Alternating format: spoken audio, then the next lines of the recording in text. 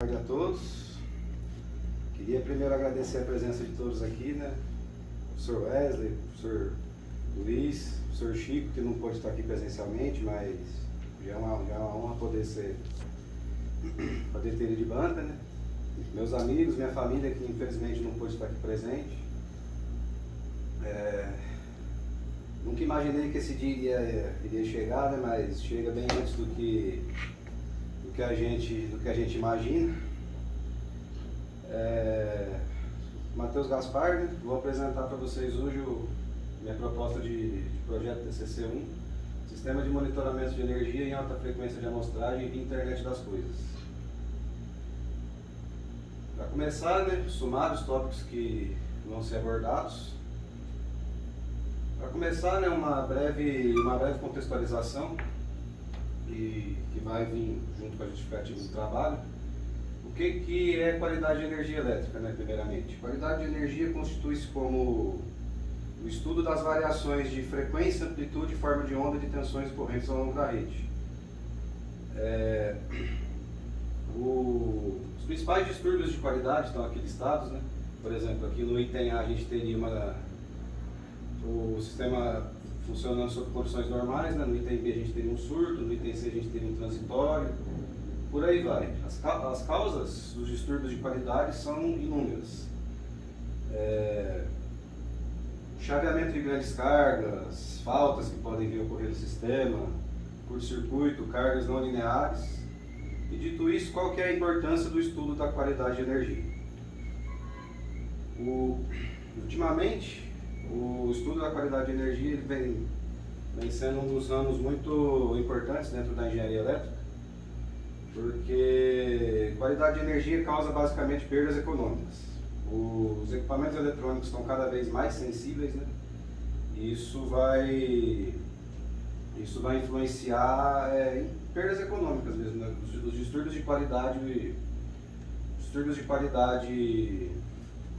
afetam todo tipo de maquinário, né? Transformadores, motores, diminui a vida útil desse maquinário. Então é muito importante a gente monitorar os distúrbios de qualidade. Nesse quesito, existem os chamados analisadores de qualidade de energia, que a gente chama de qualímetros. Só que o custo de um equipamento desse é um custo muito alto, assim. Para a exemplificação, eu trouxe aqui esse aparelho da Minipa, né, o ET5012, que ele custa na faixa de R$32 mil.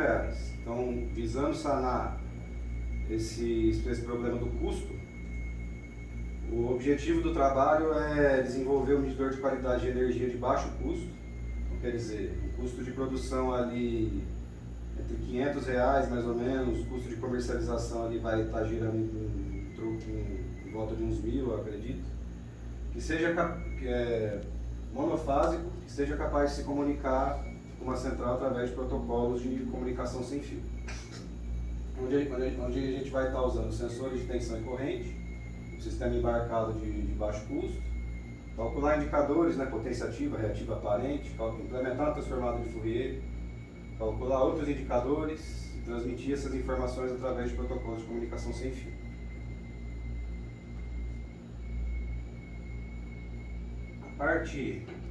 Falar um pouquinho agora sobre a minha fundamentação, né, tudo aquilo que fundamentou o projeto. Começar tudo isso aqui, né, começar primeiro pela parte de sinais. O que é um sinal?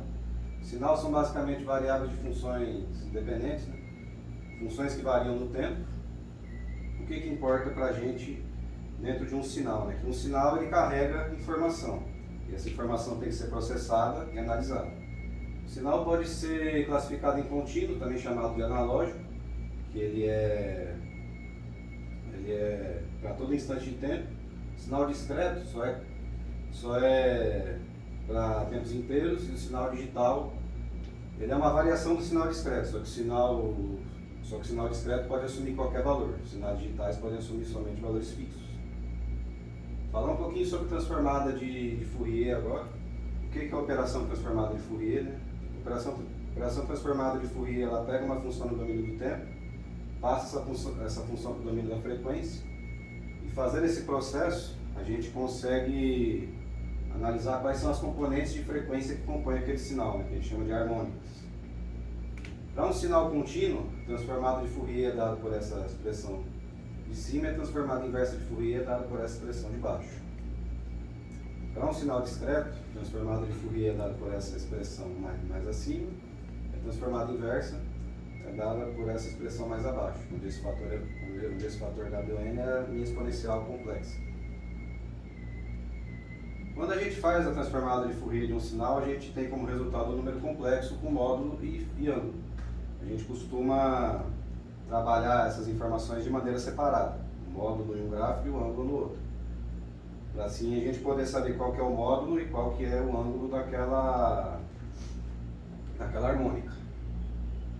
Falar um pouquinho agora sobre o processo de amostragem, né? A amostragem nada mais é do que eu conseguir passar um sinal contínuo para um sinal discreto, né? Esse processo dá-se o nome de amostragem.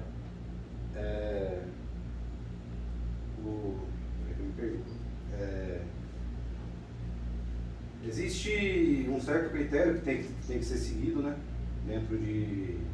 dentro da amostragem, senão pode ocorrer erros. Mas basicamente a amostragem consiste em discretizar um sinal contínuo. E o que é responsável por isso é o conversor CD. Né? O método mais comum de amostragem, que a gente chama de amostragem por trem de impulso, onde aqui eu vou estar entrando com o meu sinal contínuo, vou multiplicar esse sinal contínuo por um trem de impulso, onde vai acontecer mais ou menos esse processo, onde em cima ali eu teria minha função contínua, embaixo eu multiplicaria essa função por um trem de impulsos, e embaixo eu sairia com a minha função amostrada discretizada.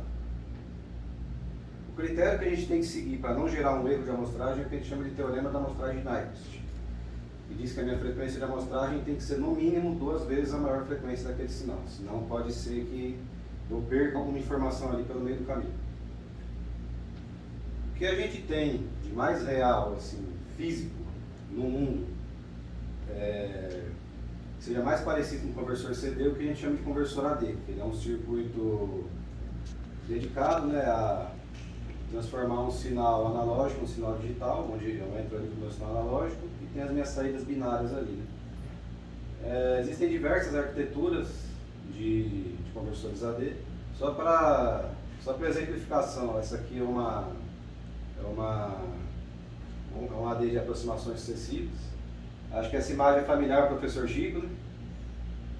Né? Entrando um pouquinho agora na parte de indicadores, falar um pouquinho agora sobre os valores RMS, para o RMS e a taxa de distorção harmônica.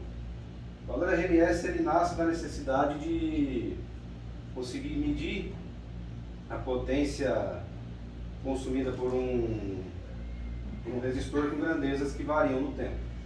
Então ele é dado por essa fórmula.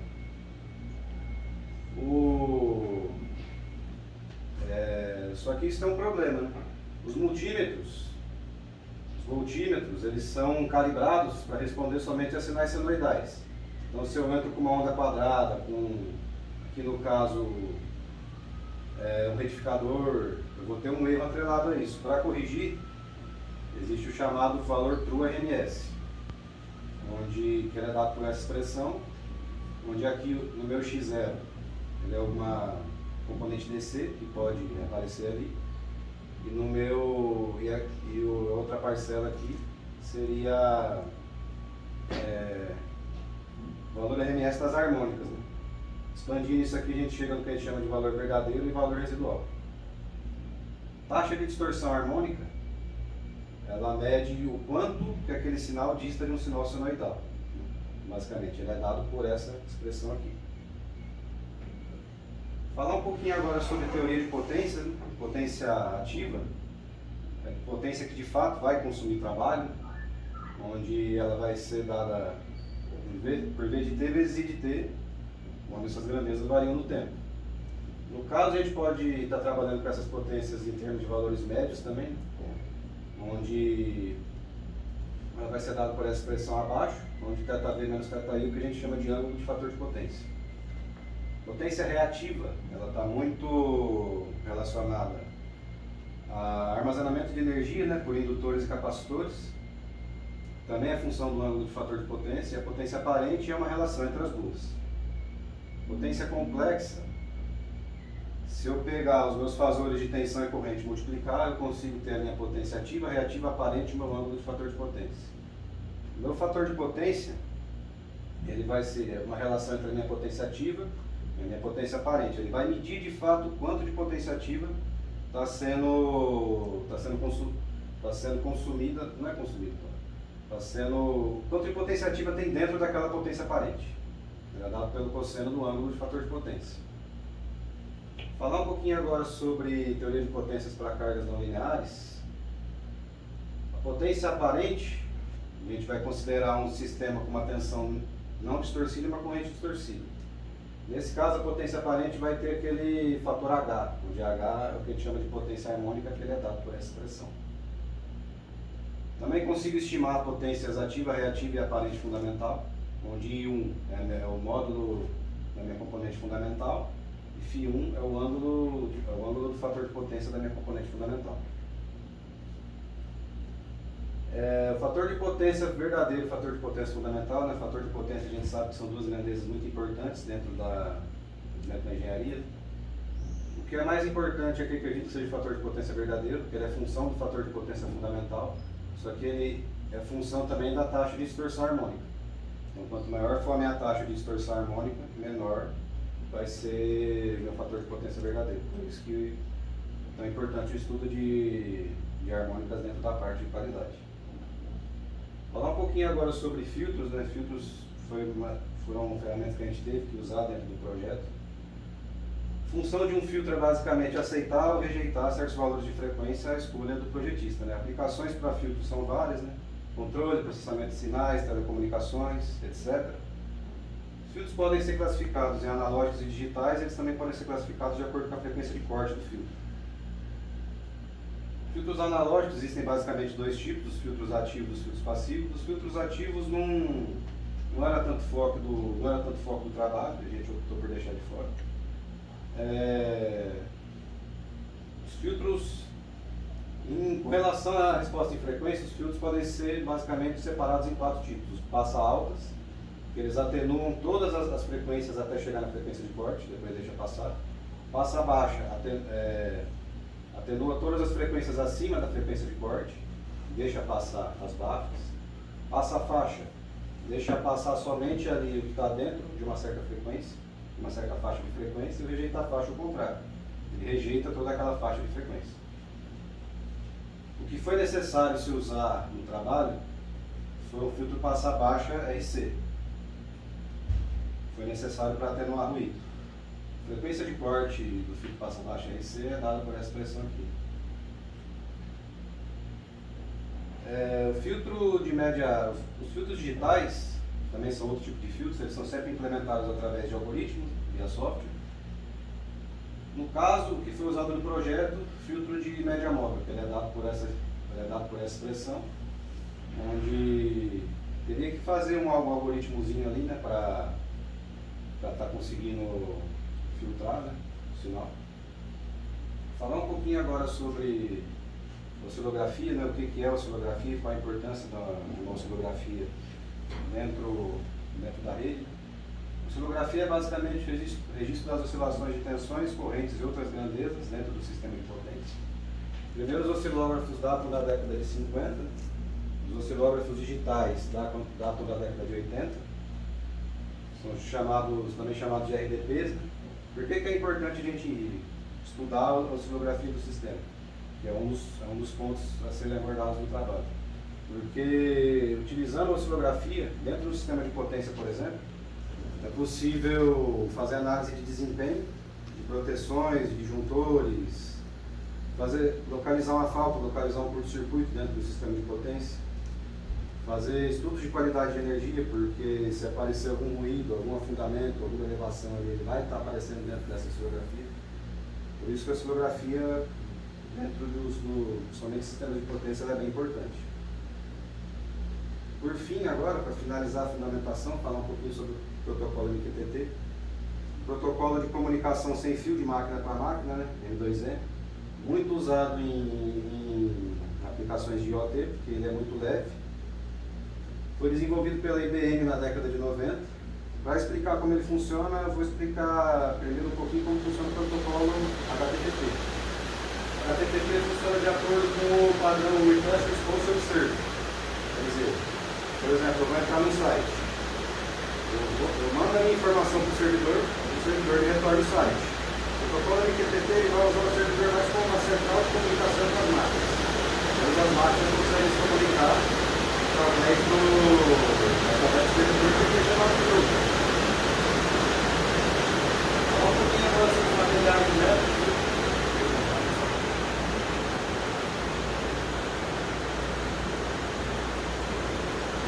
Os materiais que a gente usou.